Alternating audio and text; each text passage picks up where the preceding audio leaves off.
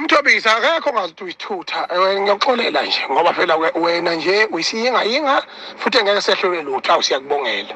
Kodwa umuntu mangabe ehlelwe into emehlele ikakhulukazi enkulu njengale enqawu umjuluko kababa yiwona wangiletha emhlabeni ngoba ukuba wavela wayilalela ngabe kangikho wakhuthala kangalala ubusuku bonke efollow mina.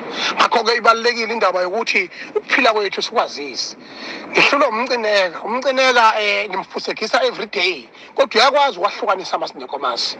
Ungisendela imessage ende engikhalela engiduduza ngoba singabafowethu umlando wethu uyaphikisana nokuthi singasondelelanani uma kukhona okukhulu okusehlele. Kodwa ke wena ke ulungile siyakubonga ngoba ukwehlelwa lutho uyohlala ukuhamba kahle ukuganwa ukwenzelwa lutho nje uyohlala ukuhamba kahle nje lapho enhlane ebhishi.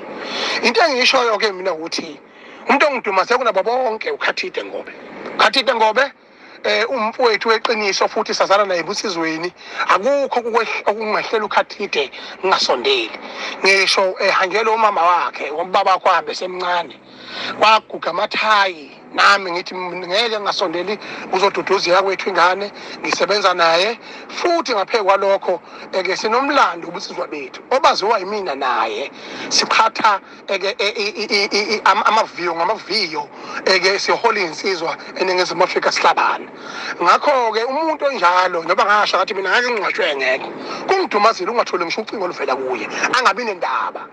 Lokho kuconfirm ubuthutha kuye ukuthi uyisithutha ngoba uyakwazi ukuthi utotobe uwumuntu makukumpintshile kumpintshele kodwa usumenelisile ngamazwi lowo muntu loyo ngoba uyazi ukuthi ukulindele lokho ukuthi ukwenze. Baningi abantu asingaphilanga nabo njengane sibathole ngendlela kodwa bagijime bagamanxa ngayo zonke indlela begadla bezongiduduzela bengikhalisa. Kodwa laba abayensela yami abangaze ngenazo ezinza zaze zampunga abebengekho hawu khathithe mfoka ngobe ngiyadumala kakhulu.